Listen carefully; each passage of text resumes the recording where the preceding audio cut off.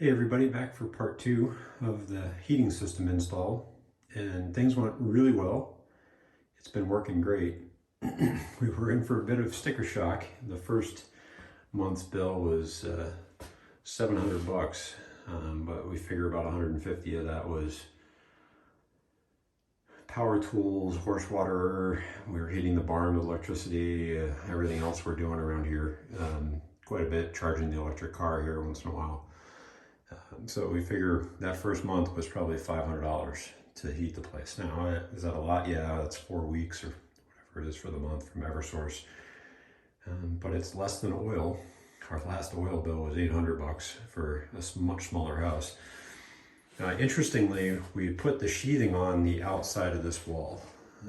And the reason I mention that is because when we did that, and we're starting to move stuff in, when we did that out here, we were using the nail gun and we blew the thermostats off and we didn't know it. And so for 5 days, there was no heat going into the building. It was just off.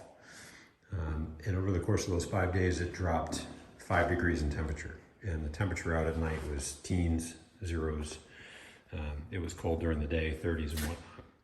The other thing, the reason I'm walking over here is right about here, where this doorway is the slab sensor, if memory serves me right, is the slab sensor for that zone, the kids zone.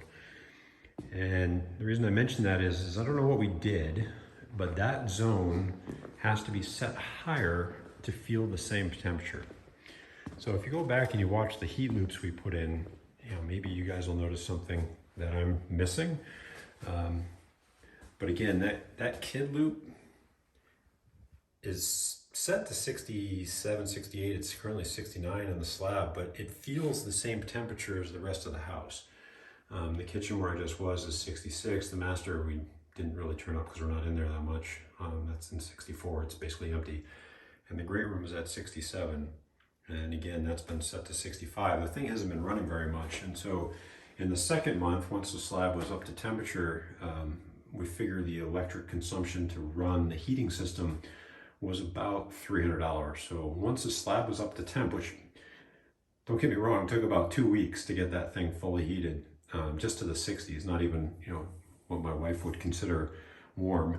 It was a long time, but now we're up to temp and things are stable, and the temperature's warming up because we're now here in April. So I'm curious to see what the bill coming up here in a few days is, but all told, it's looking pretty good. So 5 days of no heat and we dropped 1 degree a day.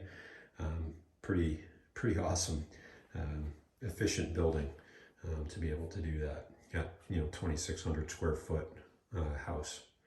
So pretty psyched. That's really good news. So if you guys have doubts about heating with a hot water heater, a domestic hot water heater, you totally can do it. Pretty neat.